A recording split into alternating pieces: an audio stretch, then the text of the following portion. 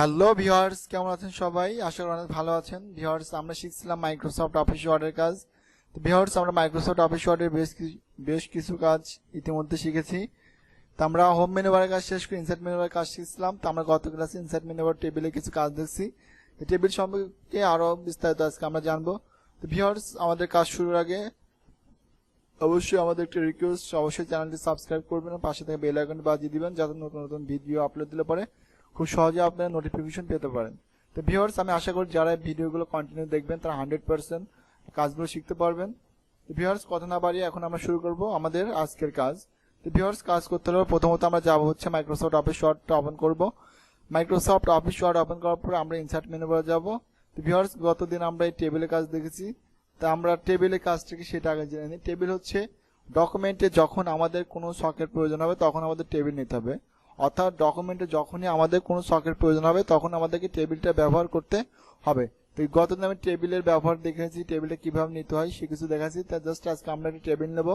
এখান থেকে ইনসার্টে আসবো, আসার পরে আমাদের মনে করি যে 12/6, অথবা আমরা একটু কমায় দিই, আমরা 10টা কলাম নিলাম এবং 8টা রো নিয়ে আমরা একটা টেবিল নিয়ে নিলাম। তো ভিউয়ার্স, গতদিন আমরা এখানকার এই কাজগুলো দেখছি। যারা এখনো ভিডিওটা দেখেন অবশ্যই ভিডিও দেখবেন, ভিডিও দেখলে পরে আপনারা ক্লাসটি বুঝতে পারবেন। তো ভিউয়ার্স, আজকে আমরা শিখবো কিভাবে এই টেবিলের মধ্যে রো কলাম আমরা বৃদ্ধি করব। অর্থাৎ আমি এখানে একটু টাইপ করি,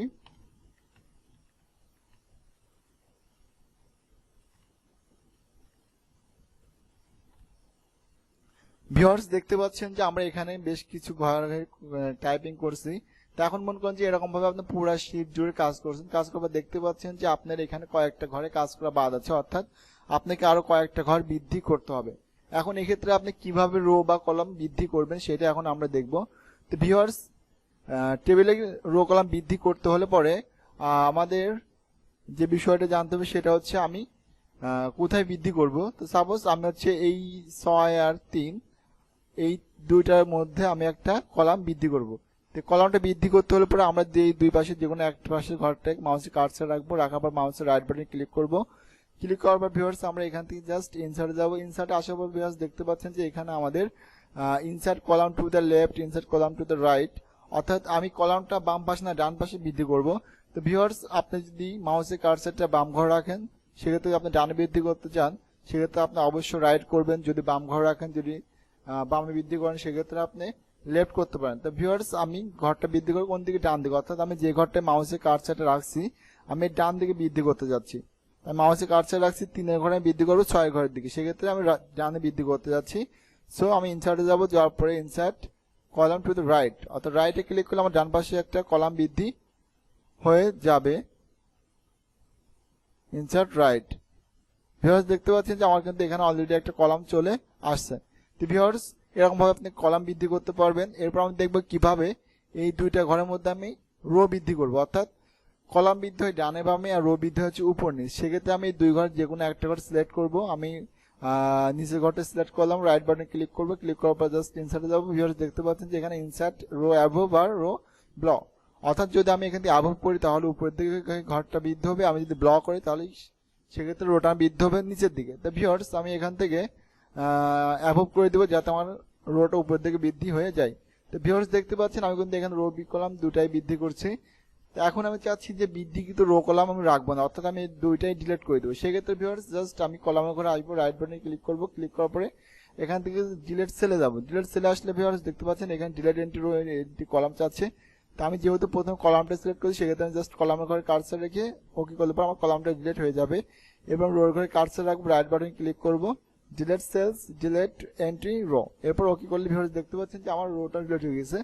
অর্থাৎ আমরা কিন্তু দুইটা গুরুত্বপূর্ণ কাজ দেখবো, সেটা হচ্ছে কিভাবে ওয়ার্ডের ক্ষেত্রে কলাম বা রো বৃদ্ধি করতে হয়, ডিলিট করতে হয়। তো ভিউয়ার্স, এটা কিন্তু আপনাকে মাস্ট বি জানতে হবে। যখন কোনো আপনি অফিসিয়াল কাজ করবেন সেক্ষেত্রে কিন্তু আপনি হয়তো বা ভুল করে কিছু রো কলাম কম নিচ্ছেন, কিন্তু আপনি টেবিলটা পরিপূর্ণভাবে কাজ শেষ করছেন। এখন দেখতে পাচ্ছেন যে আপনার এই ঘরের মধ্যে আরো কলাম বা রো বৃদ্ধি করতে হবে, সেক্ষেত্রে কিন্তু আপনাকে এটা করতে হবে। তো ভিউয়ার্স, এরপর আমরা যেটা দেখবো সেটা হচ্ছে আমরা ডিজাইন মেনু বারের কাজগুলো দেখছি। এখন আমরা দেখবো হচ্ছে কি লেআউট মেনু বারের কাজ। তো লেআউটের মধ্যে বেশ কিছু কাজ আছে। ভিউয়ার্স দেখতে পাচ্ছেন এখানে কিন্তু আমাদের সরাসরি ডিলিট আছে, অর্থাৎ আমরা এত সময় মাউসের রাইট বাটন ক্লিক করে ডিলিট অপশনে আসছি। এখানে জাস্ট আমি কার্সারটা রাখবো, রাখার পরে ডিলেটে যাবো, ডিলেটে এখানে বলছে ডিলেট কলাম ডিলেট সেলস, আমি সেল করবো সব ডিলেট, আবার টেবিল করলে পরে সব ডিলেট হয়ে যাচ্ছে। তো ভিউয়ার্স আমি এখানে জাস্ট ডিলেট কলাম কলাম দেখেন আমার কিন্তু এখানে একটা কলাম হারিয়ে ফেলছি। এরপরে জাস্ট আমি এই ঘরটা কার্সর রাখবো, রাখার পরে ডিলেট রো করলে পরে কিন্তু আমার রোটা ডিলেট হয়ে গেছে। তো ভিউয়ার্স এবার আমি সহজে কিন্তু ইনসার্ট অ্যাবভ করলে পরে উপরে একটা রো বৃদ্ধি করতে পারছি, ইনসার্ট বিলো করলে কিন্তু নিচের দিকে একটা রো বৃদ্ধি করতে পারছি। এরপরে যদি আমি ইনসার্ট লেফট করি, আমি এখানে কার্সারটা রাখলাম, রাখার পর আমি ইনসার্ট লেফট করলাম, দেখেন ভিউয়ার্স বাম পাশে কিন্তু আমার অটোমেটিক একটা কলাম বৃদ্ধি হয়ে গেছে। এরপর ভিউয়ার্স আমি ডানে বৃদ্ধি করছে সেক্ষেত্রে জাস্ট আমি এখানে কার্সারটা রাখলাম, রাখার পর আমি ইনসার্ট রাইট করলাম। ভিউয়ার্স দেখতে পাচ্ছেন কিন্তু আমাদের এখানে কিন্তু রাইটের দিকেও কিন্তু একটি কলাম বৃদ্ধি হয়ে গেছে। তো ভিউয়ার্স আপনি কিন্তু এভাবে কিন্তু রো কলাম বৃদ্ধি করতে পারবেন। এরপর ভিউয়ার্স যেটা দেখবো সেটা হচ্ছে আমরা মার্সেলের কাজ দেখবো। আপনি মার্সেলের কাজ কি, আমি গত ক্লাসে বলছি মার্সেলের কাজ হচ্ছে এক বা একাধিক রো কলামকে একত্রিত করা, ঘরকে ফাঁকা করা। তো ভিউয়ার্স আমি এখান থেকে এই ঘরটা সিলেক্ট করলাম, এতটুকু সিলেক্ট করার পরে জাস্ট আমি এখান থেকে মার্সেলে ক্লিক করলাম। ভিউয়ার্স দেখতে পাচ্ছেন যে আমার পুরো ঘরটা কিন্তু ফাঁকা হয়ে গেছে। ভিউয়ার্স মার্সেলের কাজ হচ্ছে ফাঁকা করা, আর এই পাশে আছে হচ্ছে স্পিল্ড সেলস।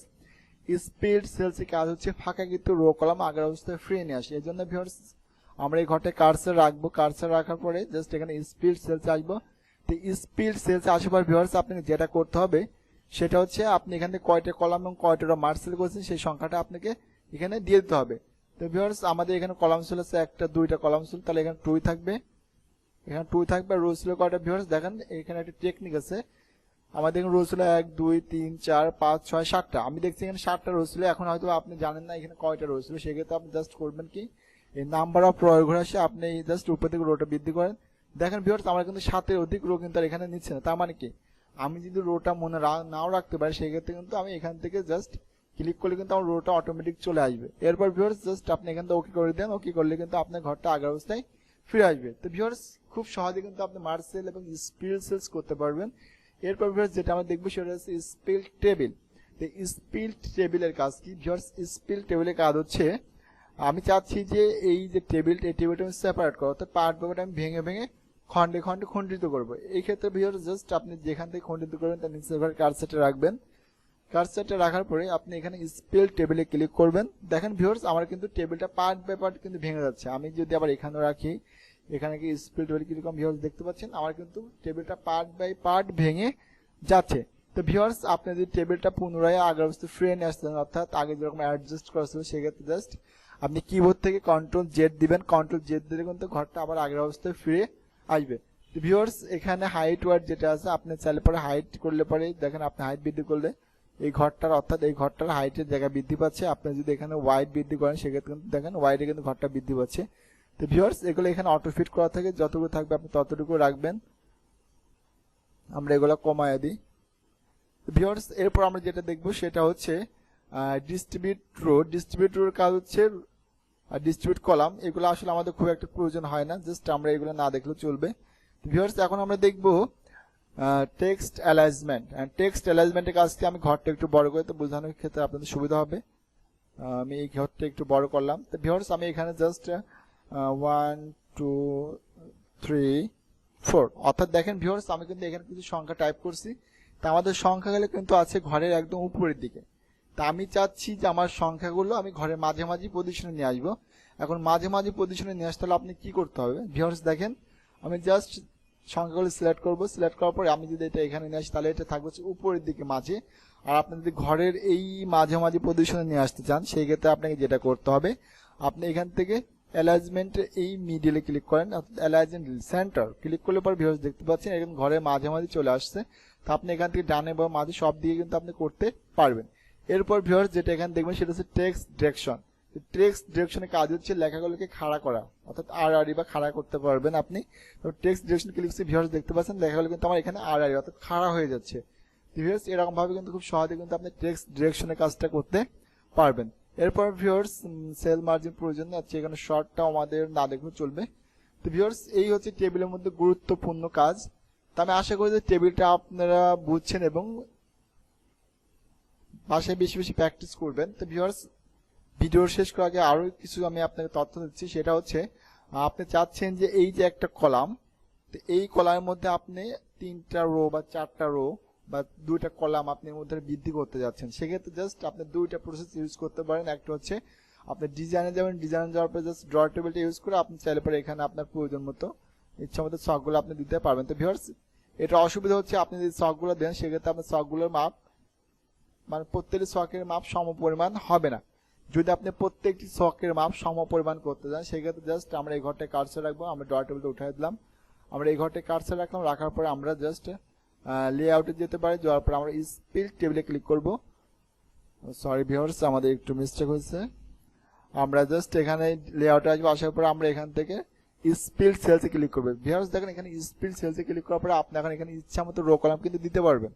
দেখেন আমি চাচ্ছি যে এখানে আমি 4টা কলাম নেব এই ঘরটার মধ্যে এবং 3টা রো নিব, 3টা রো। সেক্ষেত্রে জাস্ট আচ্ছা 2টা করে আসছে, এখানে 3টা আসছে না, অর্থাৎ আমি 4টা দিলাম, 4টা কলাম আর 4টা রো আমি এখানে বৃদ্ধি করব।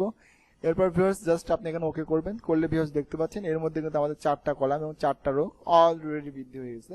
এরকম ভাবে কিন্তু আপনি একই ঘরের মধ্যে রো কলামগুলো বৃদ্ধি করতে পারবেন। আর অনেক ক্ষেত্রে ভিউয়ার্স আপনাদের টেবিলগুলো কিন্তু অনেক ছোট বা অনেক বড় করা লাগতে পারে, দেখেন এতটুকু করা লাগতে পারে, আবার আপনাদের অনেক বড় করা লাগতে পারে। ভিউয়ার্স দেখবেন যে আমাদের বিভিন্ন জন্ম নিবন্ধন ফর্মে কিন্তু ছোট ছোট আকার ঘরগুলো থাকে, সেক্ষেত্রে আপনি ঘরগুলো কিভাবে দিবেন দেখেন ভিউয়ার্স।